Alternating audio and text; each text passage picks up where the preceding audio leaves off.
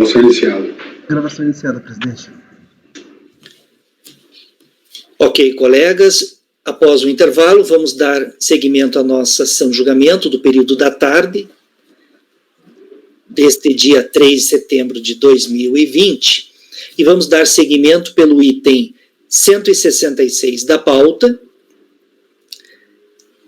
Nós fizemos o julgamento dos dois itens em relação aos quais havia sustentação oral, que foram os itens 165 e 171. Temos preferência, prioridade a esses por conta da sustentação oral, para já liberar os patronos. E agora vamos, então, dar seguimento pelo item 166 da pauta, de relatoria do conselheiro Rafael. O item 166 são embargos da Fazenda Nacional. O interessado é Kobe Elija Veículos Limitada. Rafael, pode então iniciar a leitura do relatório do voto. Ok. Trata-se de embargos de declaração, a qual a Procuradoria-Geral da Fazenda Nacional, folhas 181 e 184, levou a existência de omissão, como destaco.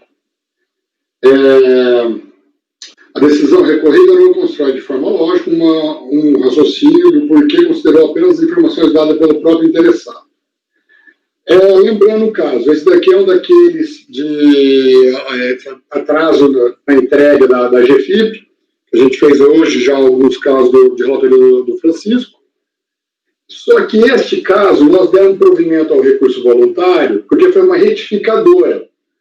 A primeira entrega foi entregue em tempo, folhas 37, da competência 13 de 2012, foi entregue em 20 de 12 de 2012.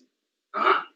E depois das folhas 51, ele apresenta o protocolo da retificadora. Tá? Então, e aí eu tinha indicado a solução de consulta número 5 de 2012, que afirma que a entrega da retificadora antes do procedimento administrativo não gerava multa. Aqui no caso, teve a entrega da retificadora, folha 57, em 29 de 11 de 2013, às 19h50, e o início do procedimento se deu em 14 de maio de 2017, ou seja, posterior. Então, aqui neste caso aqui, corrigindo aqui na folha, aqui teve a entrega da retificadora, a folha 51, só estou corrigindo o arquivo aqui meu, para evitar problema. Então, no caso, eu não vejo omissão nenhuma, na verdade, embora tenham sido recebidos os embargos dele, eu entendo que não houve omissão, nem obscuridade, nem contradição nenhuma. Na verdade, eu estou concluindo para não conhecer dos embargos de declaração. Tá? Como eu voto.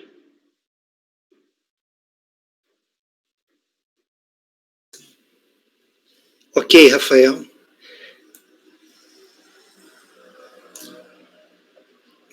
É aquela história, né? Aquilo que não é conhecido no exame de admissibilidade não vem para o colegiado. Já não é conhecido lá, já não é admitido lá. Agora, o que vem para o colegiado no despacho de admissibilidade, o que é admitido no despacho de admissibilidade, pode não ser conhecido pelo colegiado, né?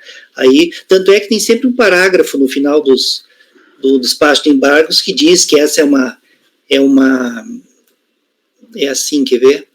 Ressalta, todavia, que a presente análise restringe a admissibilidade dos embargos sem apreciação exauriente das questões apresentadas, a qual será procedida no julgamento do colegiado. Aí você não está conhecendo, você está entendendo que não teve... Porque não houve omissão. Ela fala que eu depositei todo o crédito sobre o que foi alegado pelo contribuinte. Mas, na verdade, não é isso, é o documento. Tem uma chave de conectividade da entrega da retificadora em 2013, folha 51. E confirmando a entrega da GFIP, ele entregou a GFIP em tempo. E depois ele entregou a retificadora antes do procedimento. Tal qual está na solução de consulta. Vamos fazer o seguinte, então, eu vou pedir uma vista de mesa, tá? À vontade. Mesa, daí hoje à noite eu dou uma olhadinha, né? À vontade. A íntegra do processo está na pasta disponível, tá? Caso alguém queira. Esse despacho aqui de quando que é? Ah, Deni. É de agora, nossa. É agora, é recente, é recente. Rápido, hein? Chegou o despacho lá. Quando o presidente despacha, a gente cumpre. Olha, pessoal, eu todo despacho de admissibilidade, eu analiso assim bastante assim antes sabe, eu sempre olho com bastante atenção, né? Mas pode acontecer, né? Pode acontecer na hora de um. Mas eu vou só dar mais uma olhadinha hoje, tá? Aí de repente amanhã a gente retoma. Então esse item aqui eu vou colocar como vista de mesa. Vista de mesa. Deixa eu olhar com bastante atenção.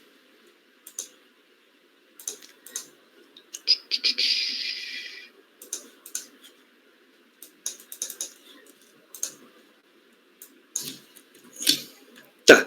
O próximo item.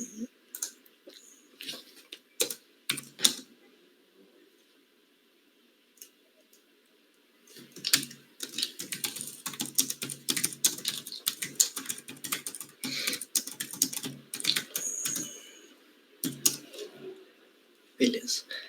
Tá. O próximo item que nós vamos julgar é o item 167 da pauta, da contribuinte Conservo Brasília Serviços Tecnológicos, sei lá, limitada.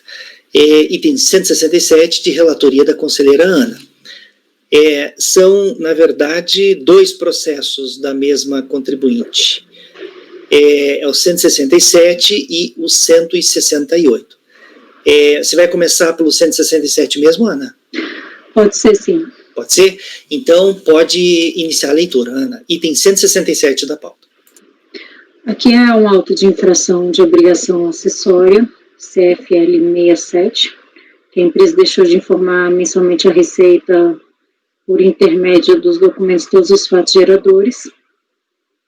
A DRJ julgou a impugnação improcedente e a contribuinte apresentou recurso voluntário sustentando preliminar de nulidade por cesseamento de defesa e inobservância de regras de fiscalização, improcedência do lançamento diante da não incidência de contribuição sobre pagamento do vale transporte em pecúnia e relevação da multa. É o relatório. O recurso voluntário é tempestivo e preenche os demais requisitos de admissibilidade. Em relação à preliminar de nulidade, a recorrente apontou 2 pontos. O primeiro, que ela teria tido um exíguo prazo para apresentação de documentos, e o outro é que tem um erro material no lançamento, que ela aduz que levaria à nulidade do lançamento. Em relação ao prazo para ela apresentar os documentos, são os prazos que estão na legislação. Não teve nenhum cerceamento à defesa dela, e eu relatei isso no meu voto, colocando todas as datas em que ela foi intimada, o período que ela tinha para apresentar, e o tempo que ela levou para apresentar. Então, que não tem nenhuma nulidade nesse ponto. O outro ponto é que ela diz, porque aqui a gente está analisando as competências de 13/2005 a 13/2006. Aí no item 10 do relatório fiscal, que está às páginas 18, tem uma menção à competência 4 de 99. E a contribuinte diz que ela não foi intimada para se pronunciar sobre essa competência 4 de 99, então que haveria uma nulidade no lançamento, porque até então ela estava apresentando os livros dela para aquele período fiscalizado de 2005, na verdade o período todo é 2002 a 2006. Aí eu coloco aqui no voto que ocorre que trata-se de mero erro material, pois não há no cálculo da multa e em nenhum outro local qualquer referência a esta competência 4 de 99. Aí eu colacionei uma imagem do relatório, onde tem o cálculo da multa, que não tem a competência 4 de 99. Então, eu acho que a declaração de nulidade não cabe nesse caso, porque não houve nenhum prejuízo à defesa, e rejeito a preliminar de nulidade. No tocante ao mérito, basicamente fica por conta da relevação da penalidade, que a empresa diz que ela teria direito à relevação. Aqui no caso, o acordo da DRJ disse que realmente houve a correção da falta, por conta da contribuinte, mas que não caberia a relevação da penalidade porque não tinha primariedade dela. Está na página 66 e 67 do acórdão da DRJ. E esse fundamento da DRJ não foi impugnado pela recorrente. Ela não demonstra que ela teria primariedade e não tem qualquer argumento nesse sentido. Então, eu voto pela manutenção do acórdão da DRJ, tendo em vista que não cabe, no caso, a relevação da penalidade e nega o provimento ao recurso voluntário.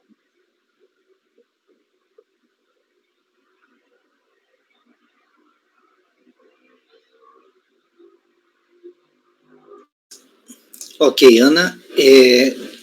Colegas, em relação ao item 167 da pauta, a conselheira relatora está votando no sentido de negar provimento ao recurso voluntário.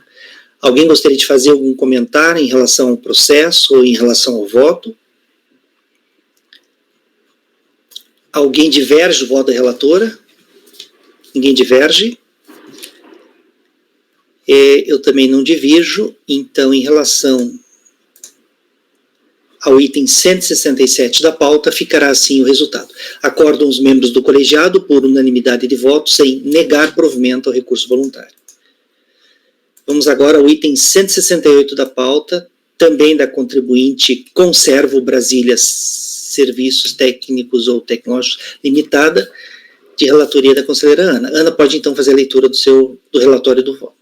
Tá, o auto de infração também de obrigação acessória, e aqui é o CFL 38, deixar de exibir livro ou documento.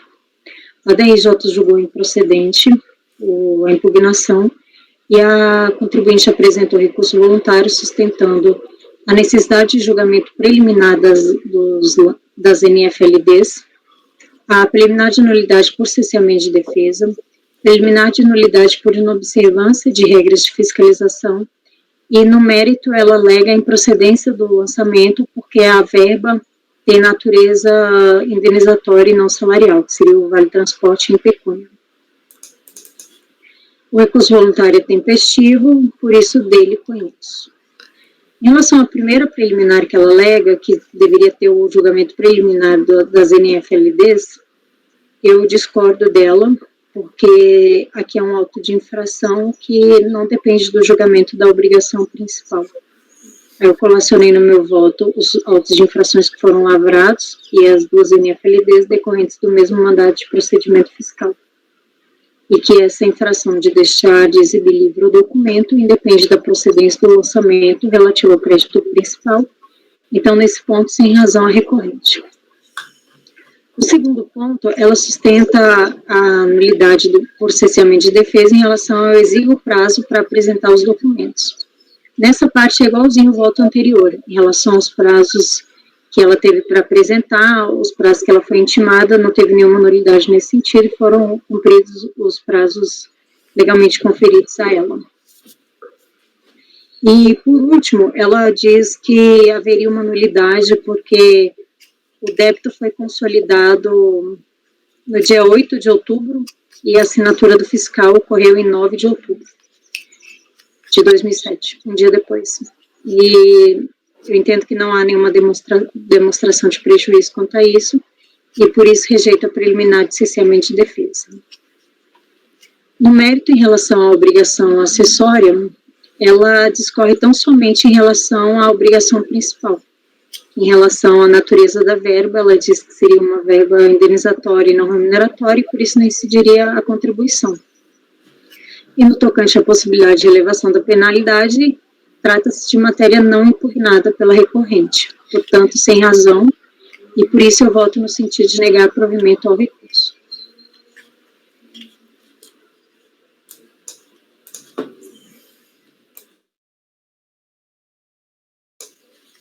Ok, Ana.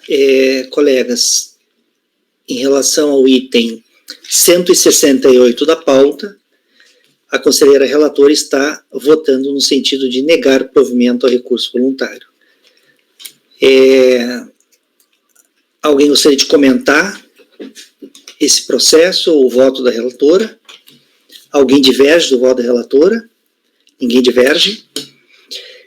Então, em relação ao item 168 da pauta, da contribuinte Conservo Brasília Serviço Técnico Tecnológico Limitada, ficou assim o resultado. Acordam os membros do colegiado, por unanimidade de votos, em negar provimento a recurso voluntário.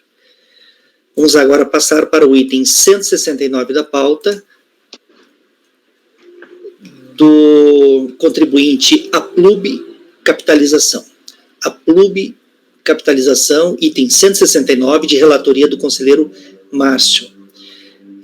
Márcio, na verdade, são dois processos, né, da mesma contribuinte, o 169 e 170. Você vai começar pelo 169 mesmo? Então, Márcio, pode iniciar a leitura do relatório do voto. Se puder fazer um resumo, desde já a gente agradece. Será bem breve. É um ato de infração de obrigação acessória, Código de Fundamento de Lançamento 68, relacionado ao auto de obrigação principal, que já foi decidido definitivamente no acordo 2402-01590. Então, é um mero lançamento por decorrência, sendo um daqueles casos em que, infelizmente, o lançamento da obrigação acessória ficou separado da obrigação principal. Não havendo nada que decidir aqui, depois que foi determinado pela decisão que já transitou em julgado administrativamente, decisão definitiva, que a verba paga pela empresa os segurados por intermédio de programa de incentivo, mesmo através de cartões de premiação, constitui gratificação e, portanto, tem natureza salarial. Contra essa decisão, o contribuinte não pode mais interpor recurso especial, já foi negado o segmento a este. Portanto, como os valores pagos a segurados a título de prêmio de participação em campanha de marketing têm natureza salarial e estão sujeitos à contribuição social previdenciária, por decorrência, também está correto o auto de obrigação acessória que apurou a falta de formação daqueles valores em GFIP e é como voto do presidente, negando o provimento ao recurso voluntário. Mesma decisão será aplicada ao CFL 34 no processo 170, e aí eu me abstenho de ler, porque é basicamente a mesma decisão e eu vou estar economizando o tempo de julgamento. Ok, Márcio. Os dois itens, 169 e 170, são de obrigação acessória, né? O 169 é GFIP, deixar de informar em GFIP, e os valores que não foram informados em GFIP, eles foram confirmados nos processos da obrigação principal, né? Já foi finalizado, transitou em julgado administrativamente lá. Então, você está mantendo, né, ou seja, a obrigação acessória foi descumprida, né, então você está mantendo o lançamento aqui. E o 170 é a mesma coisa, né, esse é outro CFL, é o 34, lançamento de títulos próprios da contabilidade. Perfeito, né, perfeito. Colegas, em relação aos itens 169 e 170 da contribuinte Aplub Capitalização S.A., o conselheiro relator está votando no sentido de negar provimento ao recurso voluntário. São dois processos que tratam de obrigação acessória decorrentes de obrigação principal que já foi confirmada no julgamento respectivo nos processos respectivos. Alguém gostaria de fazer algum comentário em relação a esses dois itens da pauta, 169 e 170, em relação ao processo, em relação ao voto? Não. Alguém diverge do voto do relator? Ele está negando provimento? Não. Eu também não divirjo, então, em relação a esses dois itens 169 e 170, ficará assim o resultado. Acordam os membros do colegiado, por unanimidade de votos, em negar provimento ao recurso voluntário. Vamos passar agora para o item 172. O item 171 é um daqueles que teve sustentação oral, já fizemos o julgamento. Vamos passar agora... Aliás, o item 172 é de relatoria do conselheiro Luiz. O Luiz, ele participou da nossa reunião no período da manhã do dia de hoje, mas não está participando no período da tarde, não vai participar mais da nossa reunião, e em seu lugar está participando o conselheiro convocado, o Honório. Então, esse item 172, que é de relatoria do Luiz, vai ser retirado de pauta. Tá? É o item 172, 173, 174, todos da Associação de Ensino Tupã. Esses três itens estão sendo retirados de pauta em razão da ausência do conselheiro relator. Vamos passar agora para o item 175 da pauta. O contribuinte é Pirajuí, Câmara Municipal. tá? Pirajuí, Câmara Municipal, são, na verdade, 2 itens, né? O item 175 e 176, tá? Contribuinte, Pirajuí, Câmara Municipal. Você vai iniciar pelo 175 mesmo, Ana? Isso. Eu pergunto sempre qual item a gente vai iniciar, porque às vezes um é a obrigação principal, outro obrigação acessória, e aí às vezes é melhor o contribuinte, porque às vezes eu tento colocar na ordem sempre os principais primeiro e as obrigações acessórias depois, mas às vezes pode passar algum, né? Ou às vezes o próprio conselheiro relator prefere, por alguma questão de facilitação no julgamento, iniciar por o julgamento de um item que vem depois, né? Por isso que eu sempre pergunto. Então tá, Ana, então pode iniciar a leitura do voto do relatório do voto, se puder fazer um resumo do item 175. Pode começar.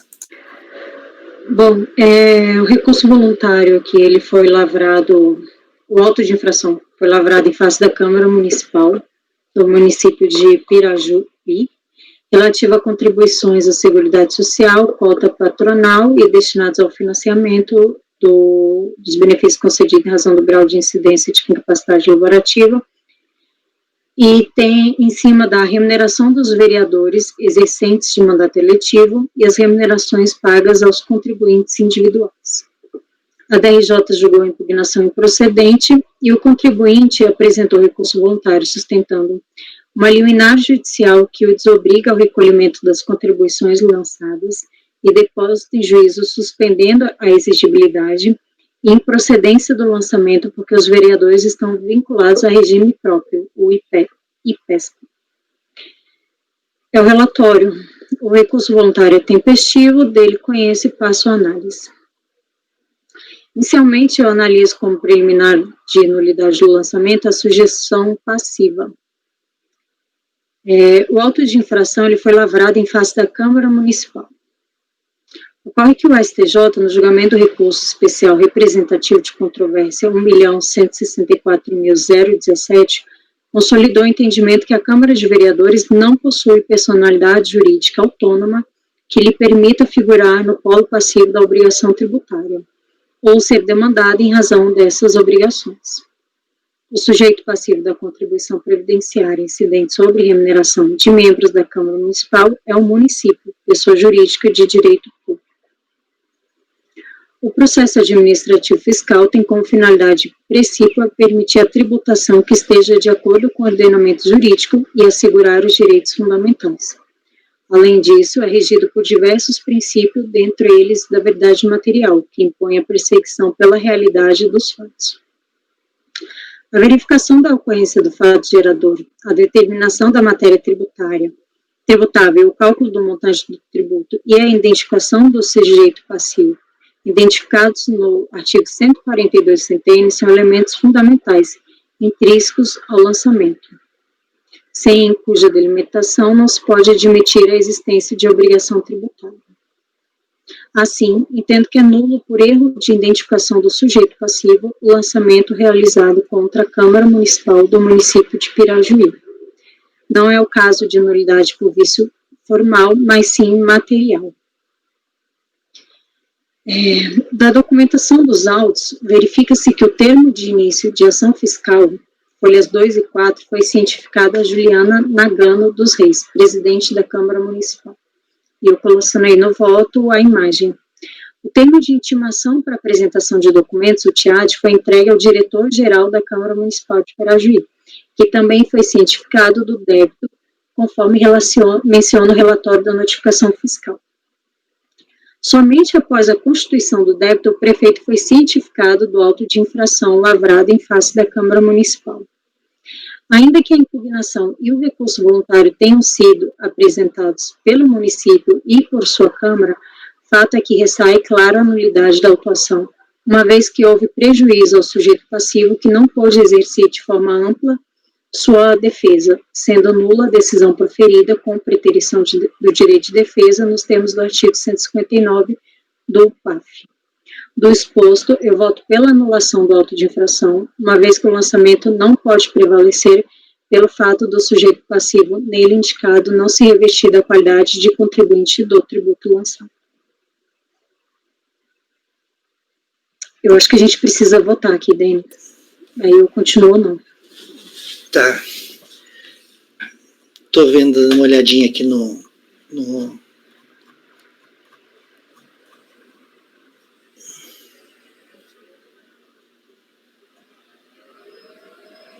Veja, nos documentos da ação fiscal consta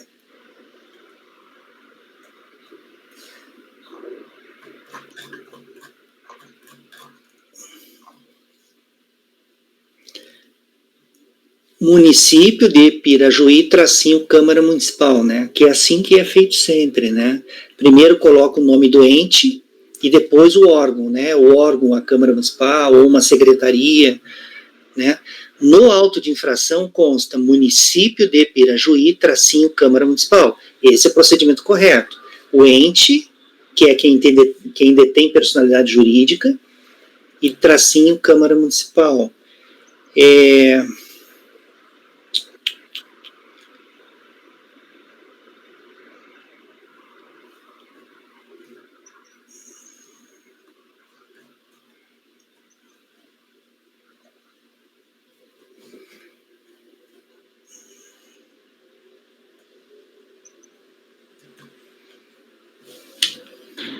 E também, Ana, nesse caso, eu acho que você anulou o lançamento por preterição do direito de defesa, mas a realidade é que ambos apresentaram, né, impugnação e recurso.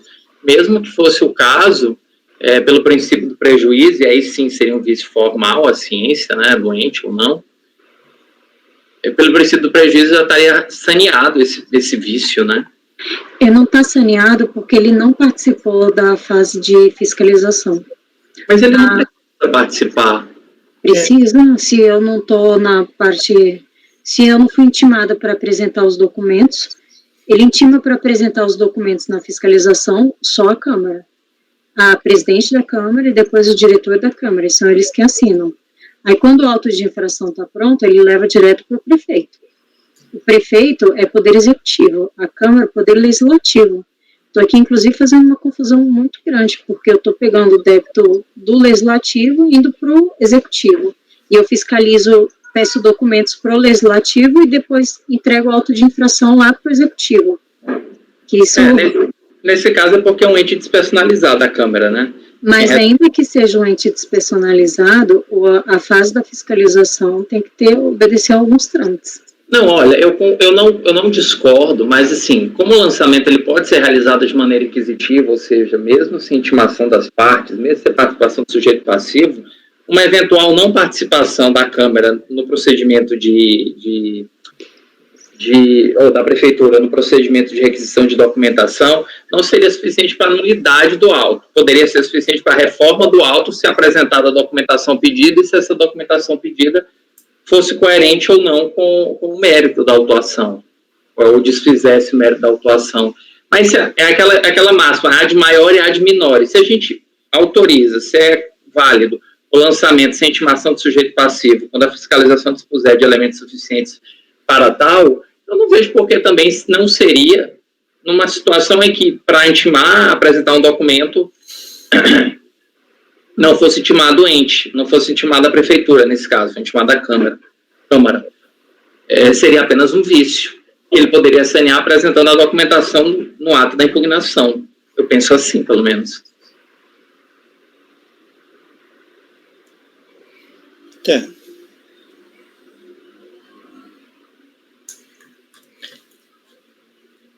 Inclusive, na impugnação, consta lá que o município e a Câmara estão impugnando juntos, né? Como se estivessem impugnando juntos, né? Querem votar essa parte primeiro? Estão em condição de votar? Vamos fazer votação individual, então. Vamos lá. Márcio, como você vota? Eu divido para rejeitar a preliminar de nulidade aventada pela ilustríssima relatora. Gregório, como você vota? Com a relatora. Relatora. Honório, você que está no lugar do Luiz, como vota? Eu divido para rejeitar a preliminar. Diverge. Renata, como vota? Acompanho a relatora.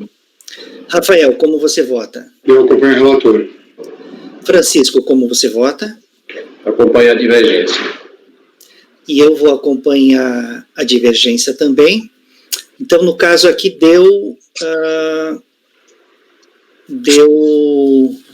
empate, e aqui, no caso, não é questão processual, né? É questão de matéria mesmo, né? Legitimidade passiva, aquela coisa, né? Quer dizer, legitimidade passiva, mas não é conhecimento do processo, nada, né? Não, aí aplica-se a nova legislação a respeito da matéria. Se resolve favoravelmente ao contribuinte. Tá.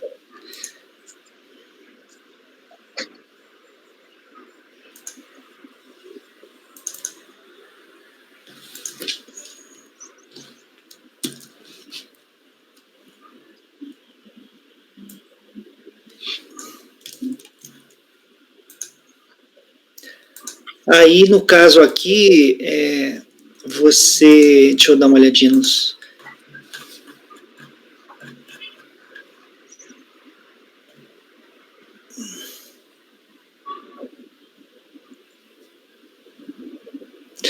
Você vai consignar no teu voto, Ana, vício material, né? Isso. Nulidade por vício material. É bom dizer qual que é a natureza do vício, para a unidade saber se refaz ou não o lançamento, né? Quando é formal, daí ela pode refazer a partir da nossa decisão, mas tem mais 5 anos, né? Então, você teria que colocar. Então, é só incluir. Mas isso depois? Botei, e na emenda também. Eu acho que já tá lá no voto dela, que é vício material.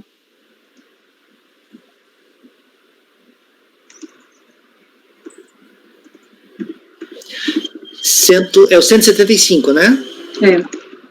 Diante do exposto, voto pela nulidade do lançamento, acaso vencida e tal. Tá dentro do voto, então. Tá na fundamentação. Tá dentro do voto e na emenda, mas posso colocar de novo também. É bom pôr na conclusão, talvez, né? Deixar bem claro na conclusão, né? Porque muitas vezes a unidade de origem não vai dentro do voto, né? Procurar, né? Ou às vezes vai, mas não acha. É bom deixar bem na... inclusive, acho que no dispositivo é bom até colocar, né? Então deixa eu... Então, colegas, aqui nós tivemos um empate no julgamento. Não é uma questão processual, né? É uma questão, assim, legal.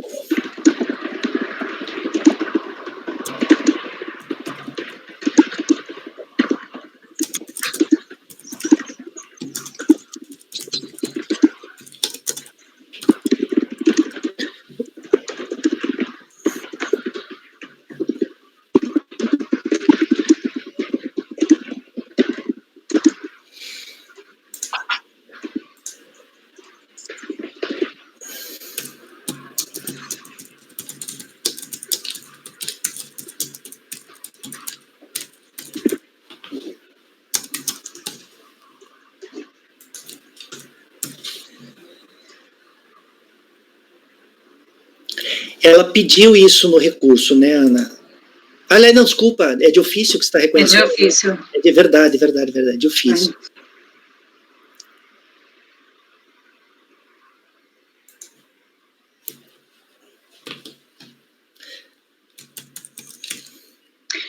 Então, Dani, eu nem estou dando provimento, né? Na verdade. Isso, exatamente.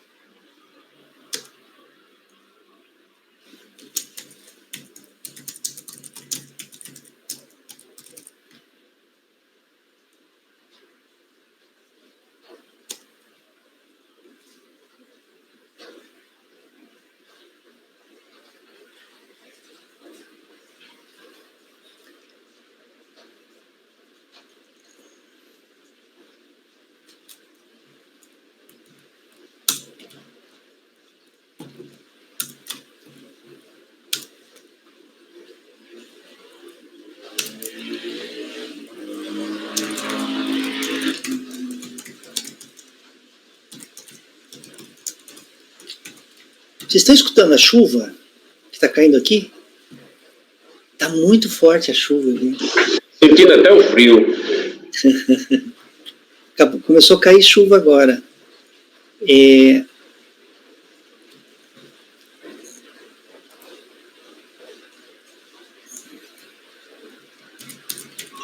Aqui na Bahia choveu ontem, parece que foi o lugar que choveu mais no país. Tá chovendo muito aqui hoje, muito mesmo. Aqui também, hoje está bem chuva. Que gostoso. Aqui não. Então, Aqui não tem nenhuma nuvem no céu. mas nenhuma gota. Aqui também, não tem nenhuma nuvem, mas tá frio. Tá friozinho.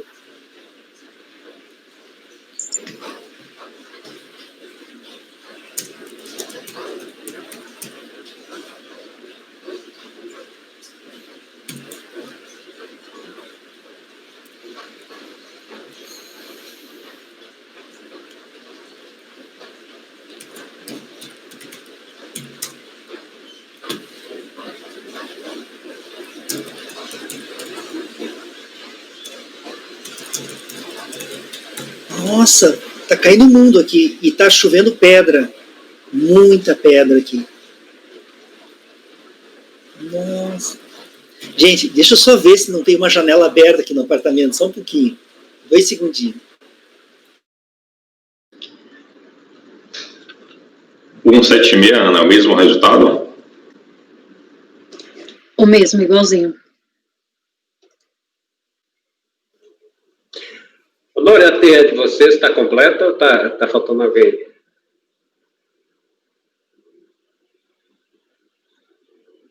Como é que é, Francisco? Honório, digo, a TE dele está completa? A turma extraordinária está completa? A de vocês? Não está não, Francisco. Já há um tempo nós somos em 4, né? Aham. E hoje falta 1. Nós estamos trabalhando com o quórum mínimo, que são 3. Né? Eu fui de TE também, mas com essas de 4 horas é um tumulto. É pior do que na TO. Porque todos os processos 4 horas, né? Os nossos juramentos se dão de forma diferente, né? É um remoto, não é virtual exatamente. Né? É a planilhazinha. Isso. Eu fui da primeira TE. Não, primeira não, terceira. Terceira TE da 4ª Câmara. Mas agora a gente tem até usado em um processo ou outro que dá mais discussão. Aí a gente abre uma salinha no Zap. Não, aqui no Aqui. mesmo. É legal, né? Porque aí flui mais rapidamente, né? A discussão, então. É verdade, A gente usava. Mas normalmente é o Zap mesmo.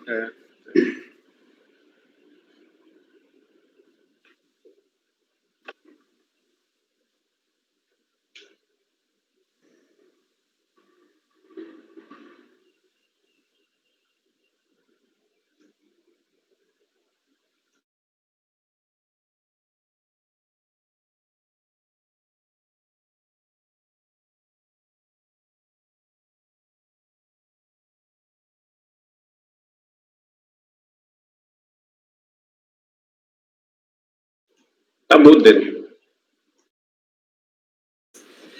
Eu tava sem microfone aqui, falando. Ai, que engraçado. Então, vamos lá. Em relação ao item 175 da pauta, eu consignei o seguinte registro aqui na ata, vejam se está de acordo com o que a gente decidiu. Item 175 da contribuinte Pirajuí, Câmara Municipal. Ficou assim o resultado. Acordam os membros do colegiado, por unanimidade de votos, em conhecer do recurso voluntário e, por determinação do artigo 19e da Lei 10.522/2002, acrescido pelo artigo 28 da Lei 13.978/2020, em face do empate no julgamento, anular o lançamento de ofício por vício material na identificação do sujeito passivo, nos termos do voto da relatora, não sendo, desse modo, apreciadas as alegações recursais. Vencidos os conselheiros Márcio, Honório, Francisco e Dene, que rejeitaram a nulidade do lançamento. O que vocês acham? Está de acordo? Que rejeitaram a nulidade do lançamento. Então, tá. Dene, o próximo 176 é idêntico, segundo a Ana, então... É idêntico, é a mesma situação, né? Os dois, você está levantando de ofício, né, a nulidade. Então, colegas, essa decisão que eu acabei de ler, do item 175, será a mesma do item 176. Ninguém diverge, né? Ninguém diverge. Nesse caso tem que ser a mesma, né? A mesma situação, né? Então tá, nos itens 175 e 176 ficará o mesmo resultado, tá? Anulado o lançamento de ofício por vício material na identificação do sujeito passivo.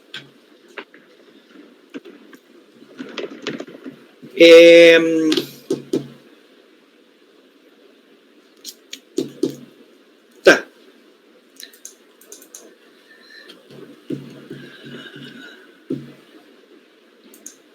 O próximo item da pauta é o item 177, de relatoria do conselheiro Márcio. O item 177 é da recorrente Santa Casa de Misericórdia do Pará. Márcio, pode então iniciar a leitura. Presidente, se trata de um lançamento de contribuição previdenciária sobre prestação de serviço e cessão de mão de obra. A contribuinte no recurso voluntário, ela alega inconstitucionalidade dos artigos 38 e 33 da Lei 8.212 e reitera os argumentos expedidos na impugnação, além de insistir que foram desconsideradas as notas fiscais apresentadas em determinadas competências. A preliminar de nulidade, nos termos da súmula CARF número 2, eu não aprecio, por não ser competente para pronunciar sobre a constitucionalidade de lei tributária. No mérito, em honra ao parágrafo 3º do artigo 57 do Regimento Interno, e por também o contribuinte não haver estabelecido a dialética processual a reiterar os termos da impugnação, adota os fundamentos da decisão recorrida, os quais eu vou ler por se tratar apenas de 5 parágrafos, tá? Por favor. Após diligência fiscal, a autoridade lançadora informou que desconsiderou na apuração do débito todas as guias que a empresa juntou na defesa, ressaltando que a mesma não trouxe aos autos nenhuma guia que não tenha sido considerada no levantamento do crédito. Acontece que, considerando as cópias das notas fiscais, realizei pesquisa junto ao sistema informatizado desta instituição e verifiquei que os recolhimentos a título de retenção relacionados abaixo não foram considerados pela fiscalização, quais sejam. Então, esses recolhimentos foram apropriados. E, sendo assim, providenciou o abatimento dos referidos valores, conforme discriminativo do analítico do débito retificado. Convém salientar que somente o destaque da retenção na nota fiscal de serviço não constitui crédito a favor do suplicante, pois a retenção sempre se presumirá feita pela mesma, não lhe sendo lícito alegar qualquer omissão para se eximir do recolhimento, ficando diretamente responsável pelas importâncias que deixar de reter ou tiver retido em desacordo com a legislação previdenciária.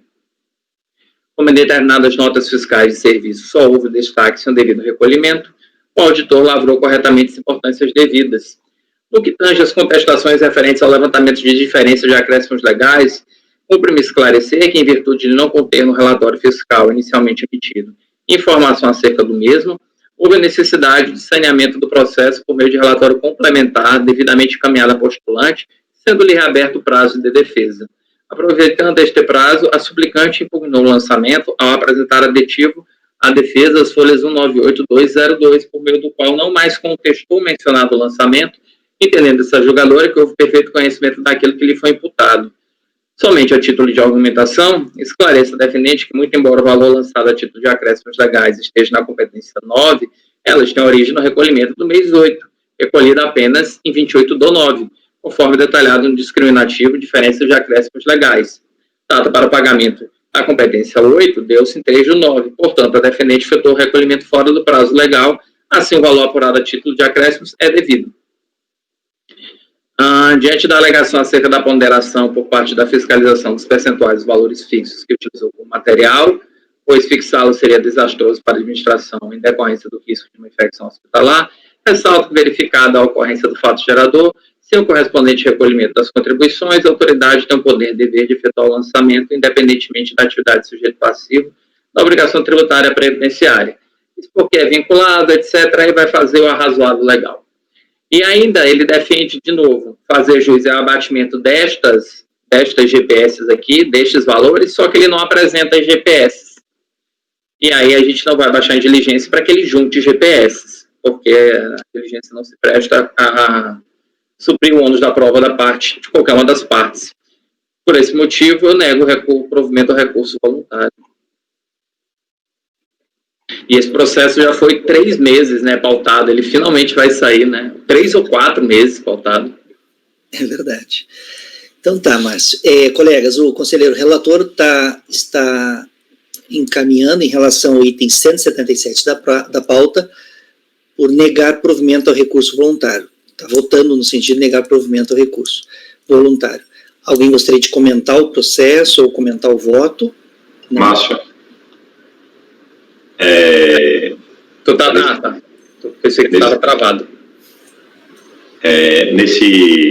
Nessa transcrição aí, né, do acordo da DRJ, parágrafo 29, aí diz o órgão julgador que providenciou o abatimento dos referidos valores do presente crédito previdenciário.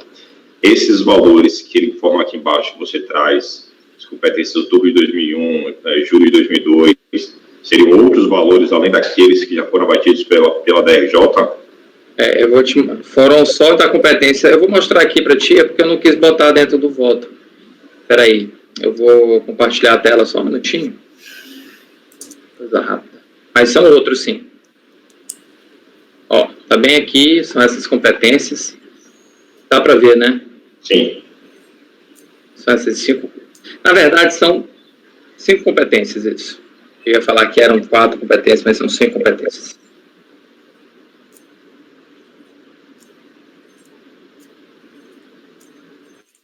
Tá. Beleza.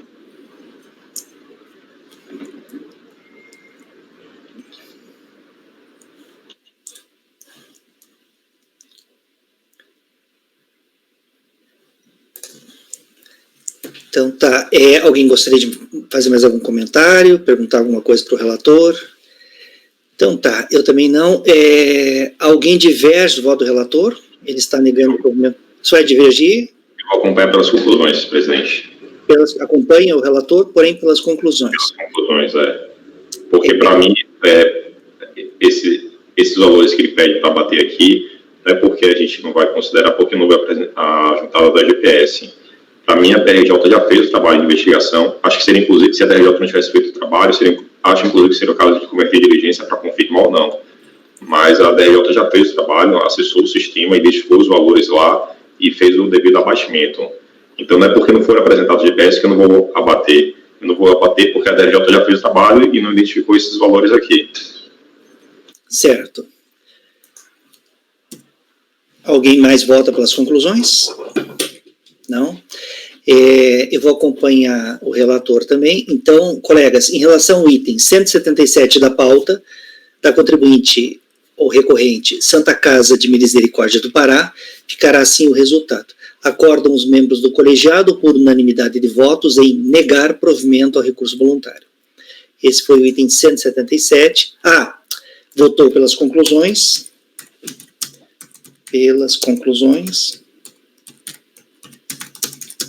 Conselheiro Gregório. Ok.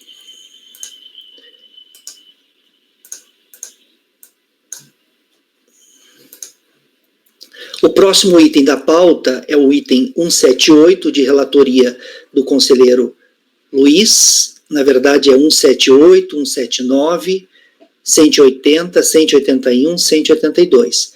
Esses itens estão sendo retirados de pauta em razão da ausência do relator, tá?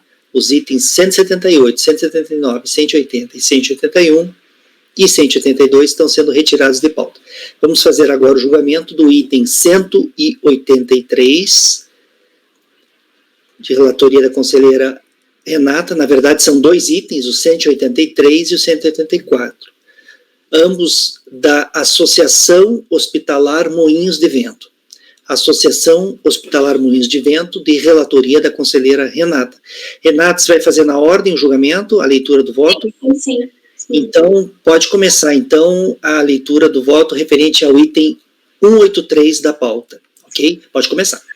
Eu acho que a gente pode, se vocês não se importarem, a gente pode ir direto para o voto, porque uma parte eu estou julgando por mim mesma, outra parte, dado que ele só reproduziu razões da TRJ, eu estou aplicando a decisão da TRJ. Então, aqui a primeira parte... Desculpa, tá lá na pasta. Então, eu ia perguntar, tá 148, 149. E 183, tá? 183, 184. Porque a contra numeração eu não identifiquei. Contra numeração, por causa disso, Rê. Ah, eu não troquei o número? Copiei errado, então, perdão. Perdão, gente. Então, vamos começar do final 85, que é o primeiro, que seria o 183. Eu troquei na minha pasta, na hora de copiar, eu copiei o anterior sem trocar. Perdão.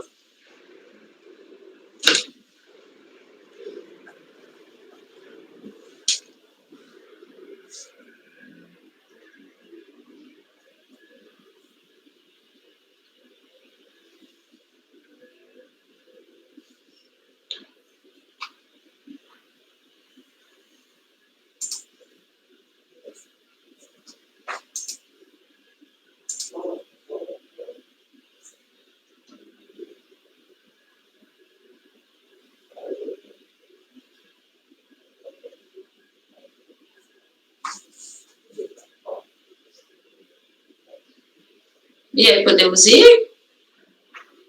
Pode ir. Estou esperando vocês me esperando? Isso. Não. Pode começar. Então tá, então eu vou começar pelo voto. Se vocês acharem que precisa ler alguma coisa, eu voto. Então vamos lá.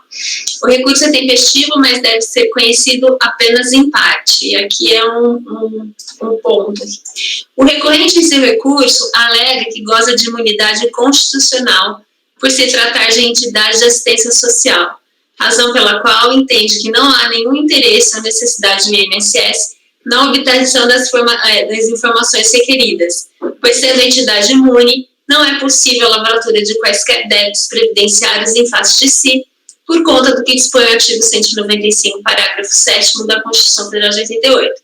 Portanto, alega que a lavratura dos autos de infração é absolutamente legal. Isso aqui é um CFL, deixa eu ver o número aqui, é um CFL alguma coisa, e é aquele CFL, inclusive eu acabei mudando de posicionamento ao longo do tempo, que era a questão dos arquivos digitais, mas esses são os arquivos normais, tá? A apresentação dos arquivos. Constata-se, assim, que esse argumento não foi levado para conhecimento e apreciação do julgador de primeira instância, tratando-se de argumento novo, inédito, somente trazido para o conhecimento e apreciação pela primeira vez por este tribunal, o que não é admissível pelo sistema processual.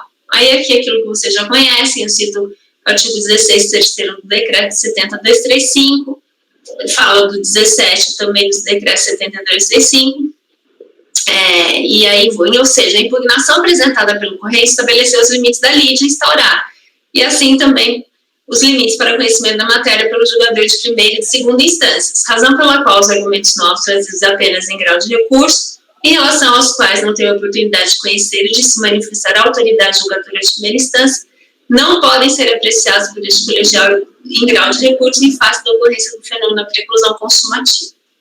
Então, essa parte é a parte que eu não estou conhecendo, que é justamente quando ele suscita no recurso voluntário, para defender a aplicação da multa, que ele é entidade de assistência social.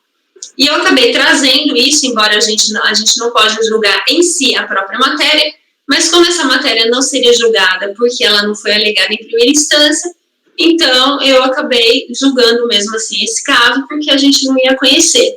Lembra, a gente inclusive conversou a respeito disso, foi por isso até que isso que me orientou, quando teve aqui o Marcelo Paura.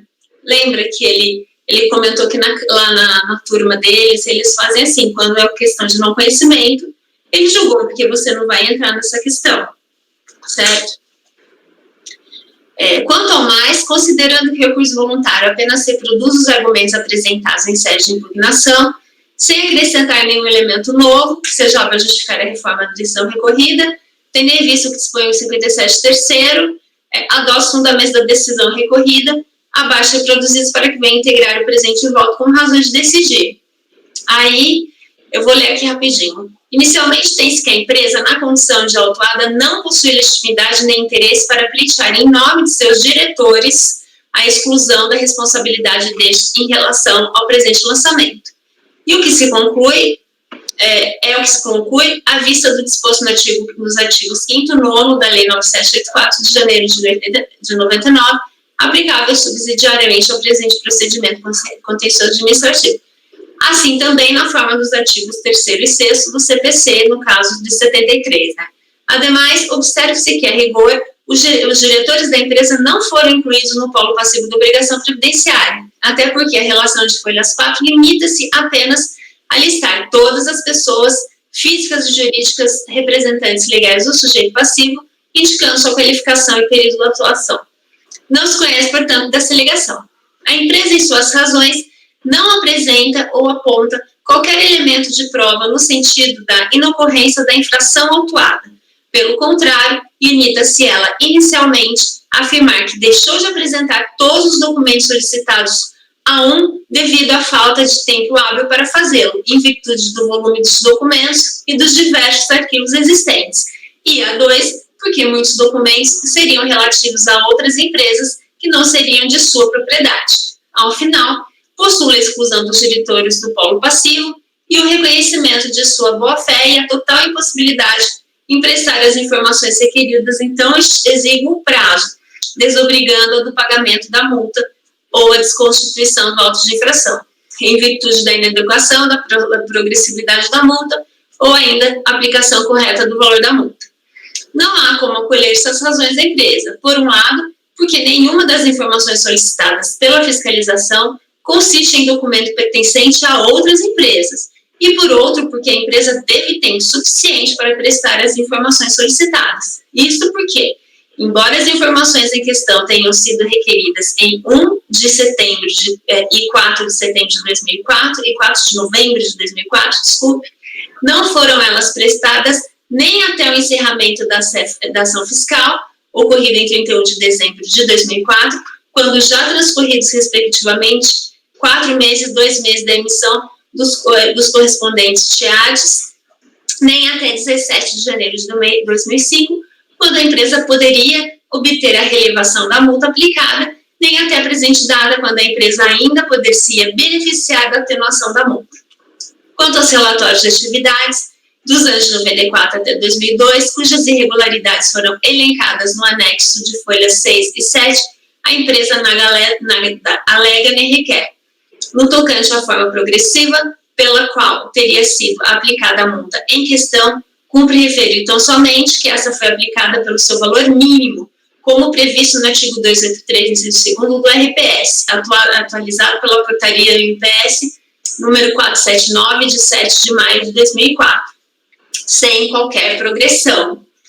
O valor de R$ 9.910,20, apontado como correto pela defendente, teve aplicação somente no período de 1 de junho de 2003 a 30 de abril de 2004, enquanto vigente a portaria MPS-GM número 727, de 30 de maio de 2003, sendo reajustado a partir de 1 de maio de 2004 para R$ 10.359,14, conforme a portaria MPS-GM número 479 de 2004. Nesses termos, voto preliminarmente por não conhecer, por falta de interesse e legitimidade, o pedido de exclusão dos diretores, até porque estes não foram incluídos no polo passivo da obrigação previdenciária objeto da presente atuação. E no mérito, voto pela manutenção integral do lançamento consubstanciado no auto de infração da BICAD, final 033, de 31 de dezembro de 2004. Com relação à alegação do recorrente, de que houve indevida inclusão de seus diretores no polo passivo da cobrança, anoto que o relatório de representantes legais REPLEG, parte integrante do auto de infração, contém esclarecimento expresso no sentido de que este relatório lista todas as pessoas físicas e jurídicas, representantes legais do sujeito passivo, indicando sua qualificação e período de autuação. O relatório Vínculos, relação de vínculos, por sua vez, também traz expressamente a finalidade a qual se destina, qual seja, listar todas as pessoas físicas ou jurídicas de interesse da administração previdenciária em razão de seu vínculo com o sujeito passivo, representantes legais ou não, indicando o tipo de vínculo existente e o período correspondente. Não há atribuição de responsabilidade às pessoas ali relacionadas, mas tão somente mera qualificação para fins cadastrais. Essa questão, inclusive, já foi pacificada no âmbito desse tribunal, conforme enunciado de número 88 da súmula de sua jurisprudência abaixo reproduzido. Eu produzo aqui o enunciado CARF 88. Desse modo, a decisão recorrida está em perfeito alinhamento com o entendimento deste tribunal.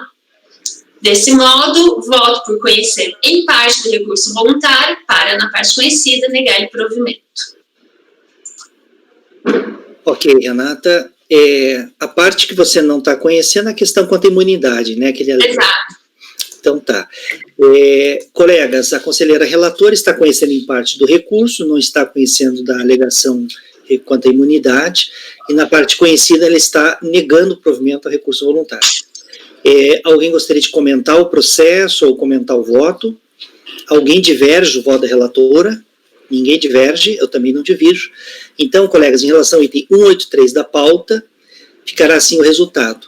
Acordam os membros do colegiado, por unanimidade de votos, em conhecer parcialmente do recurso voluntário, não se conhecendo da alegação de imunidade por falta de pré-questionamento em sede de impugnação, e, na parte conhecida do recurso, negar-lhe provimento.